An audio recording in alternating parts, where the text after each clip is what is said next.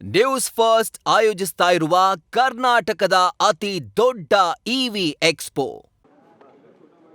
ಡೆಲ್ಲಿಗೆ ಇವತ್ತು ಎಐಸಿಸಿಲಿ ನನಗೆ ನಮ್ಮ ಪಕ್ಷದ ಒಂದು ಮೀಟಿಂಗ್ ಇದೆ. ಆ ಮೀಟಿಂಗು ಟೈಮ್ ಫಿಕ್ಸ್ ಮಾಡಿದ್ದಾರೆ. ಚುನಾವಣೆಗಳ ಬಗ್ಗೆ ಮೀಟಿಂಗ್ ಇದೆ. ಅಸ್ಸಾಂದು ಬೇರೆ ಬೇರೆ ಮೀಟಿಂಗ್ ಇದೆ, ಅದಕ್ಕೆ ಕರೆದಿದ್ದಾರೆ. ಅದಕ್ಕೆ ಹೋಗ್ತಾ ಇದ್ದೀನಿ. ಈಗ 5 ಗಂಟೆಗಪ್ಪ. ಹೋಗಿ ಬಂದ್ಮೇಲೆ ಯಾರ್ಯಾರು ಇದ್ರು ಅಂತ ಹೇಳ್ತೀನಿ.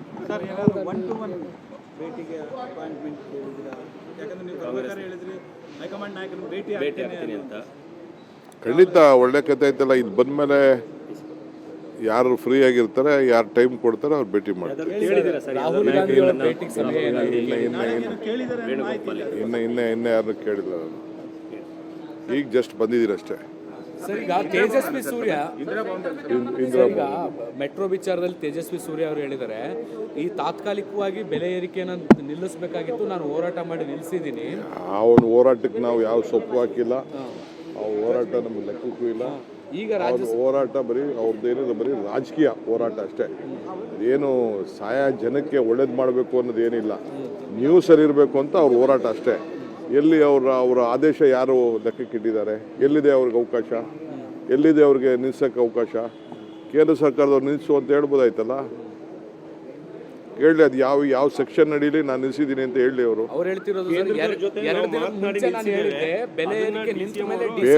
ಪೇಪರಲ್ಲಿ ಮಾತಾಡ್ತಾ ಇರ್ಬೋದು ಅಷ್ಟೇ. ಪೇಪರಲ್ಲಿ ನಿಮ್ಮ ಟಿವಿಲಿ ಮಾತಾಡ್ತಾ ಇರ್ಬೋದು. ಹೋಗಿ ಅವರ ಮಂತ್ರಿಗಳು ಭೇಟಿ ಮಾಡಿರ್ಬೋದು. ನಾನು ಇಲ್ಲ ಅಂತ ನಾನು ಹೇಳೋದಿಲ್ಲ. ಅವ್ರಿಗೆ ಯಾವ ಥರದ ಹಕ್ಕು ಇಲ್ಲ. ನಾವೆಲ್ಲ ನೋಡಿದ್ದೀನಿ ಸ್ಟಡಿ. ಸುಮ್ಮನೆ ಏನೋ ಒಂದು ಅಡ್ವರ್ಟೈಸ್ಮೆಂಟು. ನಾನು ರಾಜಕೀಯದಲ್ಲಿ ಬದುಕಿದ್ದೀನಿ, ₹1 ಅಂತೂ ತರೋಕ್ಕಾಗಲಿಲ್ವಲ್ಲ ಅವ್ರ ಕೈಲಿ. ಬೆಂಗಳೂರಿಗೆ ಏನು ಒಂದು ತರೋಕ್ಕಾಗಲಿಲ್ವಲ್ಲ, ಒಂಚೂರು ತರೋಕ್ಕಾಗಲಿಲ್ಲ, ಏನು ಮಾಡೋಕ್ಕಾಗಲಿಲ್ವಲ್ಲ. ಸುಮ್ಮನೆ ಏನೋ ಮಾತಾಡ್ತಾರೆ. ನೀವು ಅವನ್ನ ಭಾಳ ದೊಡ್ಡ ಲೀಡ್ರ್ ಅಂತ ನೀವು ಇಟ್ಕೊಂಡಿದ್ದೀರ ಅಷ್ಟೇ. ನಾವೇನು ಅದನ್ನು ಯಾವುದು ರಚನಾತ್ಮಕವಾದಂಥ ಅಭಿವೃದ್ಧಿ ಬಗ್ಗೆ, ಬೆಂಗಳೂರು ಬಗ್ಗೆ ಕಾಳಜಿ ಒಂದು ಚೂರು ಇಲ್ಲ. ಅದಕ್ಕೆ ಬೇರೆಯವ್ರು ಯಾರೋ ಅದಕ್ಕೆ ಸಪೋರ್ಟ್ ಮಾಡ್ತಾ ಇಲ್ಲ.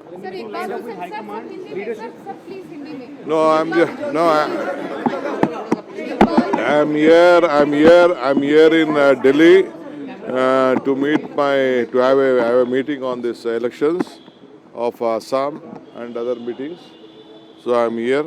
I will finish in Indira Bhavan. I'll finish my meeting. Anything is there to apprise you, definitely I'll speak on it. Sir, एक बार 90 विधायक आपको सपोर्ट कर रहे हैं, पर यतेंद्र कह रहे हैं कि सिद्धरामಯ್ಯ जी सर ನ್ಯೂಸ್ ಫಸ್ಟ್ ನಿರ್ಭೀತಿಯಿಂದ ನಿಮ್ಮ ಪರವಾಗಿ.